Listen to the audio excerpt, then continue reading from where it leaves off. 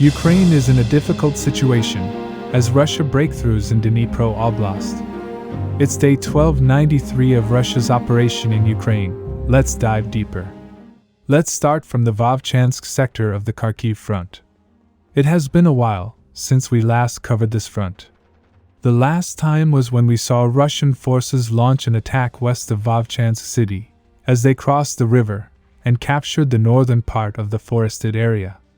Apart from this, we did not see any major changes on the front lines.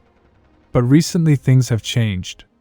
Many of you may recall that when Russian forces broke through at the northeast flank of Pokrovsk, Ukraine, in order to contain Russian penetration, transferred brigades from the northern front. And as per several sources, at least 2 of the brigade came from this front. And as a result, this weakened the Ukrainian grouping.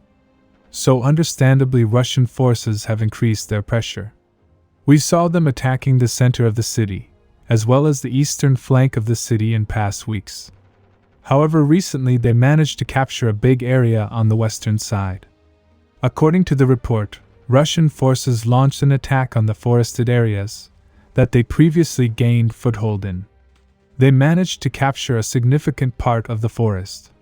Sources expect Russia to keep pushing, as they want to take advantage of the situation. However, Ukraine still has many units on this front, so advance might not be quick. We can say Russia is only pushing in order to attract or pin down remaining Ukrainian forces. Because in the last meeting Russia said they are willing to give up the occupied territories of Kharkiv. So if they are willing to give up, they might not waste their resources. So they are likely only doing this to pin down the remaining Ukrainian units. Now let's quickly look at the Kupyansk front. In our previous report, we saw how Russian forces launched a new wave of attack on several areas of the front. We saw them capturing very strong defenses near Sinkivka, and also advancing within the city. However, in that report, even after the recent geolocation of the Russian advance, I said to wait for confirmation, because intense fights were taking place. And in recent report, we got the confirmation. Russian forces have taken over this area within the city. Currently they are fighting for the control of these high-rise buildings. They might go for encirclement if they want to make it quick. Now moving to Velika Novosilka front. In the last 48 hours, Russian forces have made significant advances in Dnipro Oblast. Previously we saw how, in order to relieve some pressure from the north, Russian forces increased pressure from the south. They are likely doing this to divert some of the units from the north.